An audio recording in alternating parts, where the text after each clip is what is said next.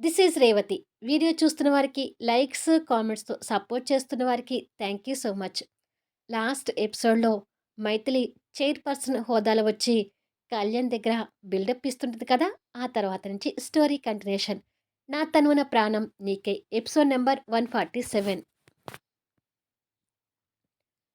నువ్వు ఈ కంపెనీకి సీఈఓగా ఉంది అటు ఇటు తిరగటానికి కాదు, కంపెనీలో వర్క్ చేయటానికి అంటూ బిల్డప్ ఇస్తుంది మైథిలి. అవునా మేడం! నాకు తెలీదులే అని అంటాడు కళ్యాణ్ చేతులు కట్టుకొని వినయం నటిస్తూ. తెలియకపోతే తెలుసుకో.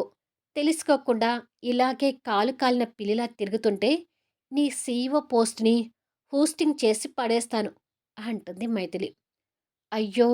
ఈ పోస్ట్ పోయిందంటే మళ్ళీ నేను కారు గ్యారేజ్‌లో కార్లు రిపేర్ చేస్తూ బతకాలి మేడం. ఆ పని మాత్రం చేయకండి ప్లీజ్ అంటాడు అదే వినయం నటిస్తూ. అది గుర్తుంది కదా! ఒళ్ళు దగ్గర పెట్టుకొని నీ ఉద్యోగాన్ని కాపాడుకో అని అంటుంది దగ్గరికి వచ్చి. నీ ఎంకమ్మ అంటూ చిరుకోపంగా తన నడుము చుట్టూ చేతులు వేసి దగ్గరికి లాక్కొని, ఎన్ని బిల్డప్లు ఇస్తున్నావే! తమరు కూడా ఈ క్యాబిన్‌లో అటెండర్‌గా చేశారనే విషయాన్ని మర్చిపోకుండా ఉంటే మంచిది అంటాడు. ఆ సంఘటనలు మర్చిపోయేటట్టుగా ఉన్నాయా? నా కంపెనీలోనే నాతో అటెండర్ డ్యూటీ చేయించావంటే నువ్వు మామూలోడివి కాదురా బాబు. అసలు అప్పుడే నేను ఐశ్వర్య అని తెలిసుంటే నీ పని పట్టేదాన్ని అని అంటుంది. తర్వాతేమైనా తక్కువ చేశావా? నువ్వు కూడా నాతో బాగానే ఆడుకున్నావు కదా! అని అంటాడు తన నడుము చుట్టూ వేసిన చేతుల్ని ఇంకా బిగించి దగ్గరికి హత్తుకుంటూ. ఓయ్! ఓయ్! ఇది మన బెడ్‌రూమ్ కాదు, ఆఫీస్ క్యాబిన్ అంటుంది మైథిలి. ఇదే క్యాబిన్‌లో నీతో ఎన్ని రొమాంటిక్ వేషాలు వేశానో గుర్తు తెచ్చుకో అని అంటాడు కన్నుగీటుతూ. తమరి రొమాంటిక్ వేషాలు నాతో మాత్రమేనా? రీటాలు, బీటాలు, పీటాలు, కూరగాయలు, క్రొకడైలు అబ్బో! అని మాట్లాడుతూ ఉంటే, ఛీ! ఆ వర్ణింపులు గుర్తు చేయకు. అవి ఇప్పుడు గుర్తొచ్చినా కూడా నా కడుపులో తిప్పుతుంది అని అంటాడు మొహం ఒకలా పెట్టుకుంటూ. ఆ మొహం చూసి మైథిలి నవ్వుతుంటుంది. తను నవ్వుతుంటే కళ్యాణ్ మిస్మరేజ్‌గా చూస్తుంటాడు. ఏంటి అలా చూస్తున్నావు? అని అడుగుతుంది. నేను అమెరికా నుండి వచ్చిన తర్వాత మొదటిసారి నిన్ను చూసి తల్లడిల్లిపోయానేనిమి. కానీ ఇప్పుడు నిన్ను చూసి మనసు నిండా సంతోషపడుతున్నాను. నీ మొహంలో కనిపించే ఈ సంతోషం, ఈ నవ్వు ఎప్పటికీ చెరిగిపోకూడదు అని చెప్పి తన నుదుటి మీద ప్రేమగా ముద్దు పెట్టుకొని హృదయానికి హత్తుకుంటాడు. కళ్యాణ్ హృదయ స్పందనలు వింటూ మైథిలి కూడా ప్రేమగా కళ్యాణ్‌ని అల్లుకొని పోతుంది. మైథిలికి ఏదో గుర్తొచ్చినట్టుగా సడన్‌గా తేరుకొని చూస్తూ, అయ్యో కళ్యాణ్! ఆ ఫైల్స్ ఏదో చూసి సైన్ చేసి నేను త్వరగా వెళ్ళిపోవాలి. మళ్ళీ సాయంత్రం సూర్య ఎంగేజ్‌మెంట్‌కి అటెండ్ కావాలి కదా! అని అంటుంది. అది గుర్తు చేయగానే కళ్యాణ్ మళ్ళీ ఆలోచనలో పడిపోతూ నీరసం అయిపోయి, అవును కదా! అని నా మీద ఎంత బరువుందో, ఆ ఎంగేజ్‌మెంట్ చెడగొట్టడానికి ఒక్క ఐడియా కూడా రావట్లేదు అని అనుకుంటాడు మనసులో. ఏంటి ఏదో దీర్ఘ ఆలోచనలోకి వెళ్ళావు అని అడుగుతుంది మైథిలి. ఏం లేదులే, నువ్వు ఫైల్స్ మీద సైన్ చేద్దువు గాని పద అని చెప్పి తనని తీసుకొని చైర్పర్సన్ క్యాబిన్‌లోకి వెళ్తాడు. తనని చైర్‌లో కూర్చోబెట్టి తన ముందు ఫైల్స్ పెట్టి వీటి మీదే సైన్ చేయాలి అని అంటాడు. మైథిలి ఆ ఫైల్స్ చెక్ చేసి సైన్ చేస్తుంటుంది. అలా మరొక ఫైల్ కూడా ఓపెన్ చేసి చూస్తుంది. అది కొత్త ప్రాజెక్ట్ కోసం టెండర్ వేయటానికి రెడీ అయిన ఫైల్. మైథిలి ఆ డీటెయిల్స్ చూసి, ఈ ప్రాజెక్ట్ కోసం జెస్సీ గ్రూప్ ఆఫ్ ఇండస్ట్రీ కూడా పోటీ పడుతుంది కదా కళ్యాణ్ అని అడుగుతుంది. అవును అంటాడు కళ్యాణ్. అంటే మళ్ళీ సూర్యకి మనకి పోటీయా అని అడుగుతుంది. బిజినెస్ అంటే పోటీలు ఉంటాయి ఎనిమి, ఇక్కడ బంధుత్వాలు చూడకూడదు అంటాడు కళ్యాణ్. ఈ టెండర్ కంపల్సరీగా మనం వేయాలా అని అడుగుతుంది. ఏం నీ తమ్ముడు పోటీ పడబోతున్నాడని వద్దనే నిర్ణయంలో ఉన్నావా అని అడుగుతాడు. అవును కళ్యాణ్, ఈ కాంట్రాక్ట్ నుంచి మనం తప్పుకుందాము అని అంటుంది. ఇప్పుడే చెప్పాను మైథిలి, బిజినెస్ విషయాల్లో బంధుత్వాలు చూసుకోకూడదని. నువ్వు సూర్యని చూస్తున్నావు. నేను ఆ పరశురాంని చూస్తున్నాను. ఇంకేమీ ఆలోచించకుండా ఆ ఫైల్ మీద సైన్ చెయ్యి అంటాడు కళ్యాణ్. కానీ మైథిలి తమ్ముడికి పోటీగా వెళ్ళటానికి బాధపడుతుంటుంది. చెప్పేది నీకే ఎనిమి. బిజినెస్ విషయాల్లో ఇలా పార్షాలిటీగా ఆలోచిస్తే మన బిజినెస్ దెబ్బతింటుంది అంటాడు కళ్యాణ్. కళ్యాణ్ అలా మాట్లాడేసరికి ఆ సైన్ చేయటం ఇష్టం లేకపోయినా కష్టంగా ఫైల్ మీద సైన్ చేస్తుంది. ఆ విషయం కళ్యాణ్‌కి కూడా అర్థమవుతుంది. మైథిలి మరికొన్ని ఫైల్స్ మీద కూడా సైన్ చేసి లేచి, "ఇక నేను వెళ్తాను కళ్యాణ్" అని చెప్పి వెళ్ళబోతుంటే, కళ్యాణ్ వెళ్తున్న తన చేయి పట్టుకొని ఆపి, "నిన్ను బాధపెట్టానా ఎనిమి?" అని అడుగుతాడు. "ఈ ఎనిమిని బాధ పెట్టకుండా ఉండటం నీ వల్ల కాదులే రొమాంటిక్ మెంటలోడా" అని కాస్త నవ్వు తెచ్చుకొని, "బాయ్" అని చెప్పి వెళ్ళిపోతుంది. మైథిలి బాధపడేసరికి కళ్యాణ్ మనసు కూడా చివుక్కుమంటుంది. టైం నైట్ 7 అవుతుంటే క్రాంతి కూడా ఆ ఎంగేజ్మెంట్‌కి వెళ్ళటానికి రెడీ అవుతుంటుంది. క్రాంతి మొహంలో కనిపిస్తున్న బాధను చూస్తూ జ్యోతి దగ్గరికొచ్చి, "ఈ ఎంగేజ్మెంట్‌కి నువ్వు వెళ్ళకపోతే ఏంటమ్మా?" అని అడుగుతుంది. ఎంగేజ్మెంట్‌కి ఇన్వైట్ చేసిన జెస్సీ మాటలు గుర్తొచ్చి, "లేదమ్మా, నేను ఖచ్చితంగా వాళ్ళ ఎంగేజ్మెంట్‌కి వెళ్ళి తీరాలి" అంటూ రెడీ అవుతుంటుంది. "చెప్తే వినవు కదా క్రాంతి" అని క్రీమ్ కలర్ బార్డర్ శారీలో అందంగా ఉన్న కూతుర్ని చూసి ముచ్చట పడుతూ, "చాలా అందంగా ఉన్నావమ్మా" అని అంటుంది. క్రాంతి చిన్న నవ్వు నవ్వి రెడీ అవ్వటం పూర్తి చేసుకొని, "సరేనమ్మా, నేను వెళ్తాను. నేను రావటం లేట్ అయినా నువ్వేమీ కంగారు పడకు. జాగ్రత్తగా ఇంటికి వస్తానులే" అంది. "సరే క్రాంతి, ఫంక్షన్‌లో సూర్య, జెస్సీ ఏదైనా అన్నా కూడా నువ్వు పట్టించుకోకు" అని చెప్తుంది జ్యోతి. "అలాగేనమ్మా, వెళ్ళొస్తాను" అని చెప్పి క్రాంతి బయటకొస్తుంది. రోడ్డు మీదకొచ్చి ఆటో కోసం వెయిట్ చేస్తూ ఉండగా జెస్సీ దగ్గర నుంచి కాల్ వస్తుంటుంది. కాస్త ఆశ్చర్యపోతూనే కాల్ లిఫ్ట్ చేసి, "హలో" అని అంటుంది.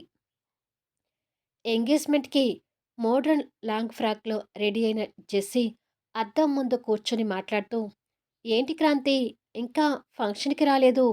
నీకోసమే వెయిట్ చేస్తున్నాను. నువ్వు వస్తున్నావు కదా?" అని అడుగుతుంది. ఎక్కడ క్రాంతి రాదేమో అనుకొని.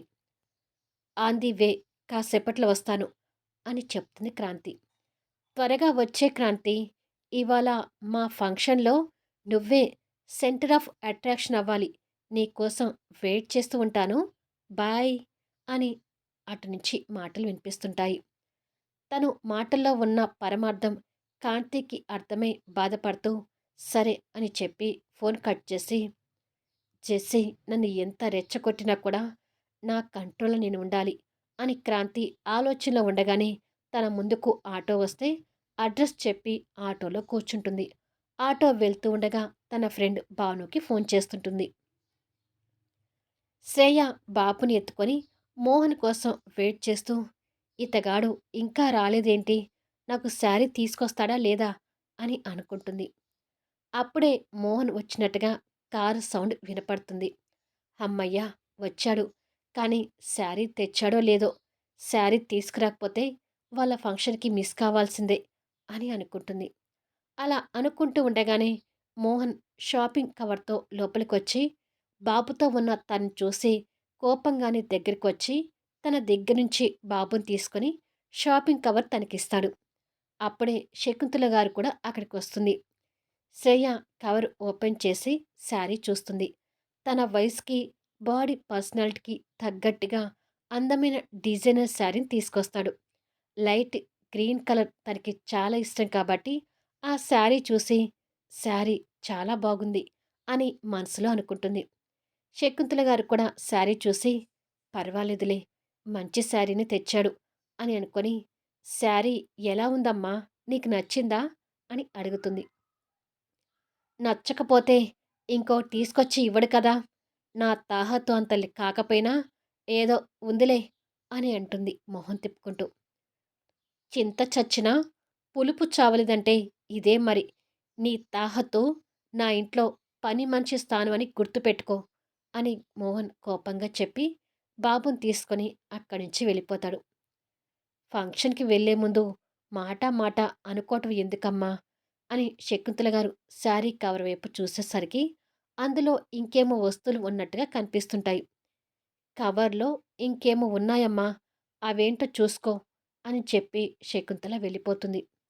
శ్రేయ కూడా అది గమనించి కవర్లు చూసేసరికి శారీకి మ్యాచ్ అయ్యే బ్యాంగిల్స్, ఇయర్ రింగ్స్, స్టిక్కర్స్ టోటల్‌గా తను తయారు కావటానికి అన్ని వస్తువులు శారీ మ్యాచింగ్ కలర్‌లో తీసుకొని వస్తాడు. వామ్మో! నేను షాపింగ్ చేసినా కూడా ఇలా కరెక్ట్‌గా మ్యాచ్ అయ్యేవి తెచ్చుకోకపోయేదానిని అని ఆశ్చర్యపోయి తీసుకురాక ఏం చేస్తాడులే, నాతో ఇంటెడు చాకిరీ చేయించుకోవట్లేదా అని నీలుగుతూ ఆ కవర్ తీసుకొని వెళ్ళిపోతుంది. కొద్దిసేపటికి శకుంతల గారు బాబుని రెడీ చేస్తుంటే, మోహన్, శ్రేయ వాళ్ళ రూమ్‌లో రెడీ అవుతుంటారు. మరి కొద్దిసేపటికి మోహన్ ట్రెడిషనల్ డ్రెస్‌లో రెడీ అయ్యి కిందికొచ్చి, "అమ్మా! బాబుని రెడీ చేశావా?" అని అడుగుతాడు. "అయిపోయింది మోహన్" అంటూ బాబుని కూడా మంచి డ్రెస్‌లో రెడీ చేసి శకుంతల తీసుకొని వస్తుంది. అందమైన డ్రెస్‌లో బాబు ఇంకా అందంగా కనిపిస్తూ తండ్రిని చూడగానే నవ్వుతూ కేరింతలు కొడుతుంటాడు. "రా నాన్నా" అంటూ మోహన్ బాబునెత్తుకొని, "నేను ఫంక్షన్‌కి వెళ్ళొస్తానమ్మా" అని అంటాడు. "నేను అంటావేమిట్రా? శ్రేయ కూడా వస్తుంది కదా!" అంటుంది శకుంతల. "తను నాతో ఎందుకు? ఆటోలో రమ్మని చెప్పమ్మా" అని చిరాగ్గా అంటాడు. "అదేమిట్రా అలా అంటావు? ఇద్దరూ వెళ్ళేది ఒక దగ్గరికే కదా! తనని కూడా తీసుకువెళ్ళు. అది కాకుండా బాబుకి మధ్యలో ఆకలైతే శ్రేయ ఉంటే మంచిది" అని చెప్తుంది శకుంతల. నిజమే, బాబు ఆకలితో ఏడుస్తాడేమో అని అనుకొని, "సరే, తనని త్వరగా రమ్మని చెప్పమ్మా" అంటాడు. "ఆల్రెడీ వచ్చేశాను" అంటూ శ్రేయ మాటలు అటుగా వినిపిస్తుంటాయి. మోహన్ అటువైపుగా చూసి, ఆ శారీలో అందంగా కనిపిస్తున్న తనని కొన్ని క్షణాలు కొత్తగా చూసి, వెంటనే చూపు తిప్పుకుంటాడు. "ఈ శారీలో చాలా అందంగా ఉన్నావు శ్రేయ" అంటుంది శకుంతల గారు. "మీ అబ్బాయి తెచ్చిన చీఫ్ క్వాలిటీ శారీలో తప్ప నేను ఏ డ్రెస్‌లో అయినా బాగానే ఉంటాను" అని పుల్ల విరుపుగా మాట్లాడుతుంది. "నీకు సక్రమంగా మాట్లాడడం ఈ జన్మకు రాదట్టుంది" అంటాడు మోహన్ తన మాటలకి కోపం తెచ్చుకుంటూ. "అబ్బా మోహన్, ఇక వదిలేయ్. తనని తీసుకొని వెళ్ళు. మళ్ళీ ఫంక్షన్‌కి లేట్ అవుతుంది" అని అంటుంది శకుంతల. వాళ్ళ మధ్య మళ్ళీ మాటల యుద్ధం మొదలు కాకుండా. మోహన్ తన్ని కోపంగా చూసి బాబుని ఎత్తుకొని వెళ్తుంటే, "నువ్వు కూడా వెళ్ళమ్మా" అని అంటుంది శకుంతల గారు. దాంతో శ్రేయ మోహన్‌తో కలిసి వెళ్తుంటుంది. రామకృష్ణ గారు వెళ్తున్న వాళ్ళని చూస్తూ భార్య పక్కకొచ్చి, చూడటానికి ఇద్దరూ చూడముచ్చటగా ఉన్నారు. కానీ ఈ అమ్మాయి మాత్రం తన పద్ధతి మార్చుకోవడం లేదేంటి శకుంతల అని బాధగా అంటాడు. "ఆ అమ్మాయిది పుట్టుకతోనూ, ఆస్తులతోనూ వచ్చిన పొగరండి. అది అంత తొందరగా తగ్గేది కాదులే. మనవాడి జాతకం ఎలా ఉంటే అలా జరుగుతుందనుకోవటమే" అని శకుంతల గారు కూడా బాధపడుతుంటుంది. ఇక పరశురాం ఇంట్లో ఎంగేజ్‌మెంట్ సందడి కోలాహలంగా మొదలైంది.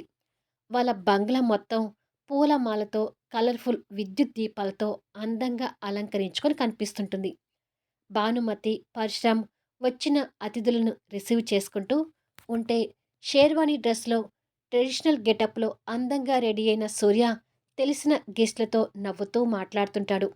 కానీ పైకి ఎంత నవ్వుతున్నా ఆ నవ్వులో జీవం లేనట్టుగా కనిపిస్తుంటుంది.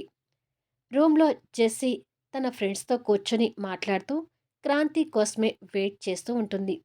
సూర్య కూడా అతిథులతో మాట్లాడుతూ మరో పక్క మైథిలి కోసం ఎదురుచూస్తూ ఇంకా అక్క వాళ్ళు రాలేదేంటి అని అనుకుంటూ ఉండగా మన హీరో జూనియర్ హీరో చెర్రీ చేయి పట్టుకొని కళ్యాణ్ అందానికి తగ్గట్టుగా ప్రిన్సెస్‌లా మెరిసిపోతున్న ఎనిమితో కలిసి లోపలికి ఎంటర్ అవుతాడు. అంతకు ముందు వరకు పరశురాం హుషారుగా రిసీవ్ చేసుకుంటున్న బంధువులని వీళ్ళని చూడగానే ఆయన మొహంలో ఆటోమేటిక్‌గా హుషారు మాయమైపోతుంది. "రండి కళ్యాణ్, రామ్మా మైథిలి" అంటూ భానుమతి నవ్వుతూ వాళ్ళని రిసీవ్ చేసుకుంటుంది.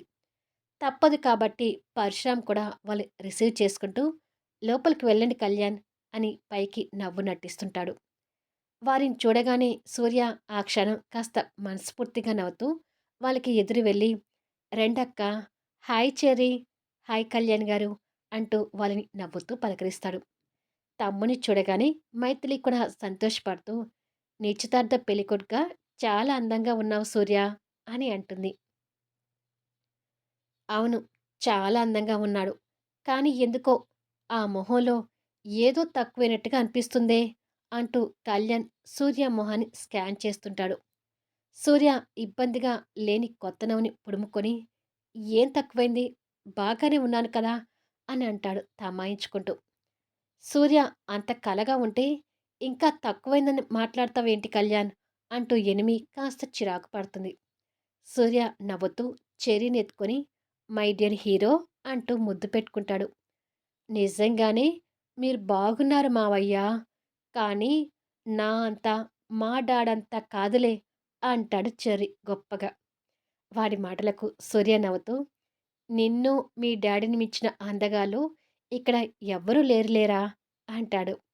ఒరేయ్, నా తమ్ముణ్ణి వంకలు పెడుతున్నావా అని అంటుంది మైథిలి చెర్రీ మీద కాస్త కోపాన్ని చూపిస్తూ. చెర్రీకి పోలికలు నీలాగా ఉన్నా బుద్ధులు మాత్రం కళ్యాణి గారివి వచ్చాయి కదక్కా! అందుకే అలా మాట్లాడుతున్నాడులే అని అంటాడు సూర్య కళ్యాణ్ మీద కాస్త కోపాన్ని చూపిస్తూ. ఏడ్చావులేరా బామర్ది! ముందసలు నీ ఎంగేజ్‌మెంట్ ఎలా చెడగొట్టాలో ఇంతవరకు ఐడియా రాలేదు అని మనసులో అనుకుంటాడు కళ్యాణ్. లోపలికి పదండక్కా అని చెప్పి సూర్య వాళ్ళకి దారిస్తాడు. సూర్య దగ్గర నుంచి కళ్యాణ్ చెర్రీని ఎత్తుకొని ఎనిమితో కలిసి లోపలికి వెళ్తాడు. జెస్సీ అప్పుడే వాళ్ళ ఫ్రెండ్స్‌తో కలిసి వాళ్ళ దగ్గరికొచ్చి కళ్యాణ్ వాళ్ళని కోపంగా చూస్తుంటుంది. మీ ఆడపడుచు భర్త వస్తే మాట్లాడవేంటే అంటూ భానుమతి అక్కడికొస్తుంది. జెస్సీ బలవంతంగా నవ్వు తెచ్చుకొని, హాయ్ మైథిలి గారు, హాయ్ కళ్యాణ్ గారు అంటూ పలకరిస్తుంది. హాయ్ జెస్సీ అని మైథిలి మాట్లాడుతుంటే కళ్యాణ్ మాత్రం మౌనంగానే ఉంటాడు. ఈలోపు కళ్యాణ్ తెలిసిన బిజినెస్ పర్సన్స్ హాయ్ కళ్యాణ్ అంటూ వస్తే కళ్యాణ్ వాళ్ళతో కలిసి మాట్లాడుతూ ఉంటాడు. జెస్సీ మైథిలితో మాట్లాడుతూనే మెయిన్ డోర్ వైపు చూస్తూ క్రాంతి కోసం వెయిట్ చేస్తూ ఉండగా క్రాంతి, భాను మరికొంతమంది స్టాఫ్ మెంబర్స్‌తో కలిసి లోపలికి ఎంటర్ అవుతుంది. భానుమతి, పరశురామ్ కూడా వాళ్ళని రిసీవ్ చేసుకుంటాడు. సూర్య, కళ్యాణ్, మైథిలి ఎవరు కూడా క్రాంతి వచ్చింది చూడకుండా అక్కడున్న అతిథులతో మాట్లాడుతూ ఉంటే, జెస్సీ అందరిని గమనించి లోపలికి వస్తున్న క్రాంతిని కోపంగా చూస్తూ, అంతలోనే పైకి నవ్వు తెచ్చుకొని, హాయ్ క్రాంతి అంటూ వాళ్ళకి ఎదురు వెళ్తుంది. క్రాంతి అనగానే కళ్యాణ్, సూర్య, మైథిలి ఒక్కసారిగా అటువైపు చూస్తారు. క్రాంతి వచ్చే విషయం కళ్యాణ్‌కి తెలీదు కాబట్టి తన రాకను షాకింగ్‌లా చూస్తుంటాడు. మళ్ళీ నెక్స్ట్ అప్డేట్‌లో కలుద్దాం. ఎంగేజ్‌మెంట్‌కి క్రాంతి రాకతో అక్కడ ఎలాంటి పరిణామాలు జరగబోతున్నాయి? ఎంగేజ్‌మెంట్ ఆపటానికి కళ్యాణ్ రచించే వ్యూహం ఏంటి? ఈ ఫంక్షన్‌తో సూర్య, క్రాంతి, జెస్సీ గమనం ఎలా ఉండబోతుంది? తెలియాలి అంటే ఆసక్తికరంగా సాగిపోయే కథా వీడియోస్‌ని మిస్ కాకుండా చూడండి. కథ నచ్చితే లైక్ చేయండి, కామెంట్ షేర్ చేయండి, సబ్స్క్రైబ్ చేసుకొని ఛానల్ షేర్ చేస్తూ సపోర్ట్ చేయండి.